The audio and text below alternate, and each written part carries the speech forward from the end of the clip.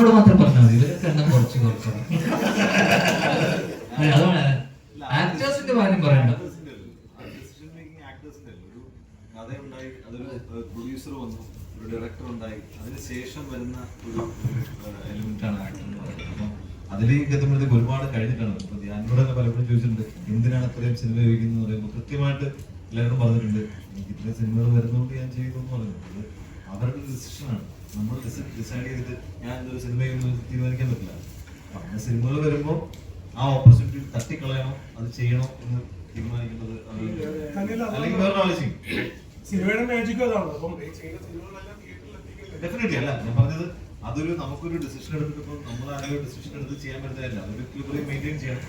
അത് സംഭവിക്കുമായിരിക്കും, സംഭവിക്കില്ലായിരിക്കും ഇന്നത്തെ കാലത്ത്. പക്ഷെ ചിലപ്പോൾ അതിനൊക്കെ പല സ്പേസുകളും ഉണ്ടായിരിക്കും. ഇപ്പോൾ 150ഓളം സിനിമകൾ എക്കാലത്ത് നമ്മൾ പറയുമ്പോൾ മലയാള സിനിമയിൽ ഇത്ര ഹിറ്റുകൾ കഴിഞ്ഞ വർഷം 5 ഹിറ്റ് ഉണ്ടാകുന്നുണ്ട്, അല്ലെങ്കിൽ 10 ഹിറ്റ് ഉണ്ടാകുന്നുണ്ട്. പക്ഷെ എന്റെ ചെറുപ്പകാലം മുതൽ ഞാൻ സിനിമ കാണുന്ന സമയത്തും അന്നും കേട്ടിട്ടുള്ളതാണ് ആകെ ഈ വർഷം പ്രൊഡ്യൂസറിന്റെ ലാഭം ഉണ്ടായ സിനിമ ഇത്ര സിനിമകൾ മാത്രമേ.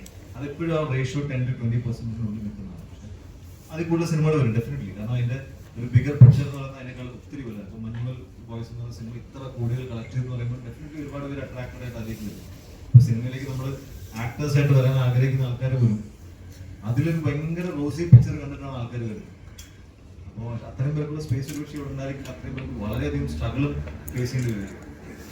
നമ്മുടെ ഡിസിഷൻ ഒന്നുമല്ല, നമ്മൾ ചെയ്യുന്നത് അത് ഇക്വിലിബ്രിയം മെയിൻറ്റെയിൻ ചെയ്യുമെങ്കിൽ അത് അങ്ങനെ വർക്കൗട്ട് ആവും. ചിലത് വർക്കൗട്ട് ആവും, ചിലത് വർക്കൗട്ട് ആവും.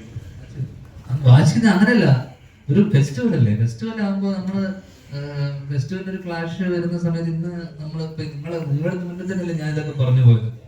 സ്വാഭാവികമായിട്ടും പിന്നെ നമ്മൾ പറയുന്ന ആൾക്കാർ എടുക്കുന്ന സെൻസ് ഭയങ്കര അവരിതിന് ശേഷം വന്നിട്ടുള്ള ഇന്റർവ്യൂല് പറഞ്ഞല്ലോ, ഞാനിത് തമാശ പറഞ്ഞു. നമ്മൾക്ക് വളരെ ഒരു ആവേശം ഇറങ്ങുന്നതിന് മുന്നേ തന്നെ നമുക്കറിയാം ആവേശത്തിനെ കുറിച്ചും അതിന്റെ പിന്നണിയിൽ പ്രവർത്തിച്ച ആൾക്കാരൊക്കെ നമുക്ക് ന്യൂസ് കിട്ടും ഈ പടം എത്രത്തോളം നല്ലതാണ്. ഇപ്പൊ ഞാൻ അതിന്റെ ഇത് പറഞ്ഞുകൊണ്ടൊന്നും ആ സിനിമ ഒരിക്കലും, കാരണം ഫസ്റ്റ് ഷോ സെക്കൻഡ് ഷോ ഒക്കെ കഴിഞ്ഞ് പടം ഹിറ്റ് ആയിന്ന് ഇത് വന്നു, വെഡിക്റ്റ് വന്നതിന് ശേഷമാണ് ഞാൻ രാത്രി പോയിട്ട് താമസിക്കാൻ മറ്റേ സാധനമൊക്കെ പറഞ്ഞത്. അത് അതിന് മുന്നേ തന്നെ ആവേശം വർഷാവേശത്തിന് മുകളിലാണെന്നുള്ളത് ഓൾറെഡി വന്നു അല്ലേ.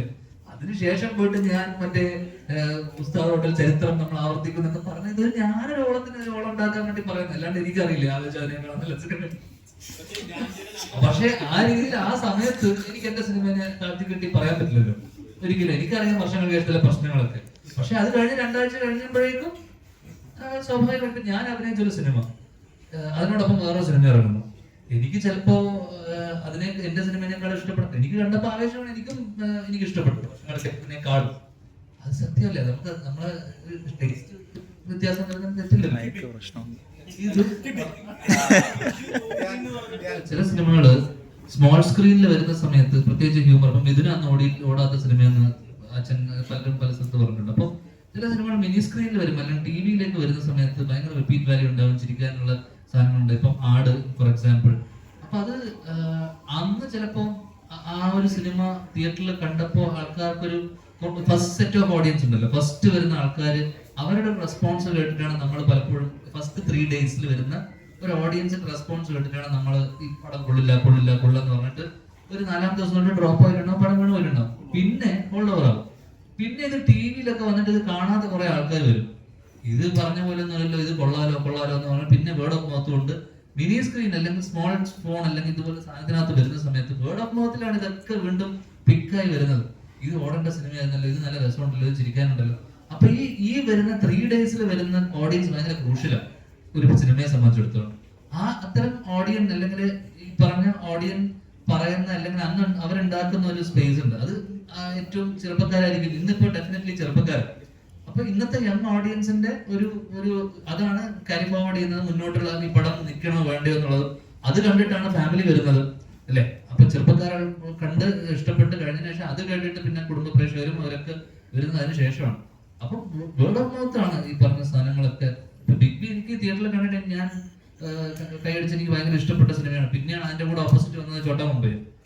അപ്പം അതിനോടൊപ്പം ഓപ്പോസിഷൻ വന്നത് ബ്ലോക്ക് ബസ്റ്റർ ആവുകയും അപ്പൊ അതിന്റെ അത്ര വന്നില്ല എന്ന് പറഞ്ഞിട്ടാണ്. അതല്ലാതെ ബിഗ് ബി അന്ന് ആവറേജ് ഹിറ്റ് ഒന്നുമല്ല, അത് വലിയ ഹിറ്റ് തന്നെയായിരുന്നു ബിഗ് ബി ആ സമയത്ത്.